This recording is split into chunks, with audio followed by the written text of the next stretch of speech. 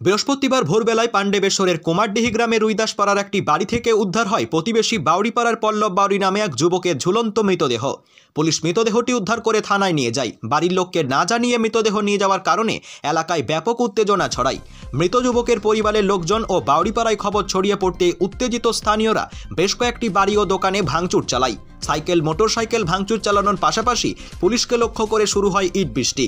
ইটের আঘাতে ডিসি অভিষেক গুপ্তা সহ কয়েকজন পুলিশকর্মী আহত হন বলে স্থানীয় সূত্রে জানা যায়। উত্তেজিত জনতাকে ছত্রভঙ্গ করতে পুলিশও পাল্টা লাঠিচার্জ করে বলে অভিযোগ। পরিস্থিতি উত্তপ্ত হয়ে উঠলে আশেপাশের থানা থেকে বিশাল পুলিশ বাহিনী ঘটনাস্থলে আসে। বেশ কয়েকজনকে আটক করে পুলিশ।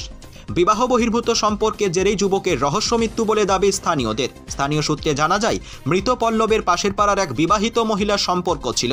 রাতে পল্লব চুপিসারে ওই মহিলার বাড়ি যায়। মহিলার স্বামী বিষয়টি দেখে ফেললে ওই যুবককে আটকে রাখে ঘরের মধ্যে। এর কিছুক্ষণ পর ওই ঘর থেকেই যুবকের ঝুলন্ত দেহ উদ্ধার হয়। ঘটনাস্থলে রয়েছে বিশাল পুলিশ বাহিনী। এখনও এলাকায় রয়েছে চাপা উত্তেজনা। ব্যুরো রিপোর্ট, স্পষ্ট বার্তা।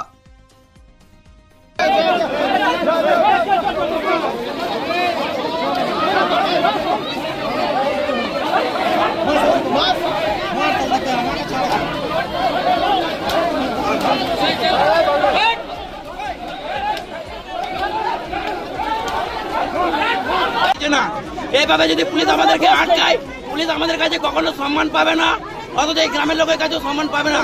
এর আগে দুটো বিরাট ছেলে হারালো এই কুমারডিহি গ্রামে। 3টে থেকে পুলিশ এখানে গার্ড দিচ্ছে, এখানে সিসি ক্যামেরা আছে, সবই আছে।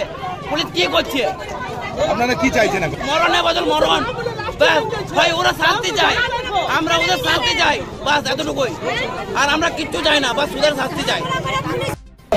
শেষে আমার ভাগ না, কালকে রাতে ডিউটি গেছে এবং ওই বোটা দেখে পাঠাচ্ছে ফোনে। এরপর ওকে মেরে দেওয়া হয়, মেরে দেওয়ার পর ঝোলা দেওয়া হয়। এরপর বোটা আবার মেয়েটা নাকি পুলিশকে ফোন করে। তো পুলিশ যখন এসে দেখছে যে লোকটা ছেলেটা ঝুলে আছে, পুলিশ তখন বলছে আমরা বাঁচাবার জন্য নিয়ে গেছি। তখন কি আপনি জিজ্ঞেস করবেন না যে এটা আপনাদের বাড়ির লোক বেটে?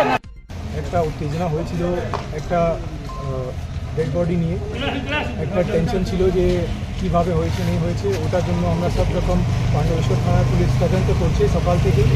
তো সেই জন্য আমরা যেটাই বোঝাচ্ছি লোকাল মানুষকেও বারবার বোঝাচ্ছি। তো এখন অনেকজন বুঝেছে এই জিনিসটা। जो भी অভিযোগ আছে আমরা থানাতে কমপ্লেন করে কেস করব, ইনভেস্টিগেশন হবে, তদন্ত হবে।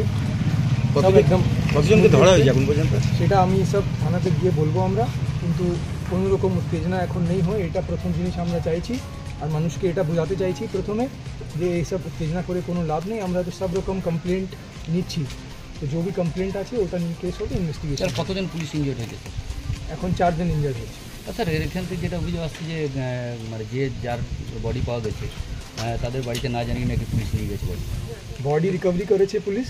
ফার্স্ট ইমিডিয়েটলি হসপিটালে পাঠানো হয়েছে, এটা প্রথম রেসপন্সিবিলিটি আছে, এটাই স্ট্যান্ডার্ড প্রোটোকল। এর ছাড়া অন্য কিছু হয়নি। আর বাকি যে আছে সব investigation protocol, proper protocol follow করে হচ্ছে। সব কিছু আইন হিসাবেই হচ্ছে আর আইন হিসাবেই হবে। এটা আন্দোলন করে বা প্রোটেস্ট করেও কিছু আইন হিসাবে চেঞ্জ হবে না। যে আইন হিসাবে চলতে হবে সেরকমই চলবে। লাঠিচার্জ হয়েছে বলে অভিযোগ করছে। লাঠিচার্জ হয়েছে হয়তো এখানে যখন মানুষকে তাড়া করা হয়েছে, তখন 2-1 জনকে বলা হয়েছে যেতে, যখন উত্তেজনা করেছে তখন। কিন্তু অনেকজন আমরা দেখেছি যে সেরকম যেটা হয়েছে ডিস্টারবেন্স হয়েছে, ওটা আমরা ইমিডিয়েটলি সলভ করে আবার পিসফুল সিচুয়েশন রিস্টোর করতে পেরেছি। এখন তো বিক্ষোভকারীরা স্যার কি ইট ছুটছিল? ছবি আছে, আপনারা তো দেখতেই পাচ্ছেন। পরিস্থিতি কন্ট্রোল স্যার এখন? হ্যাঁ, এখন পরিস্থিতি কন্ট্রোলে আছে, সেটাই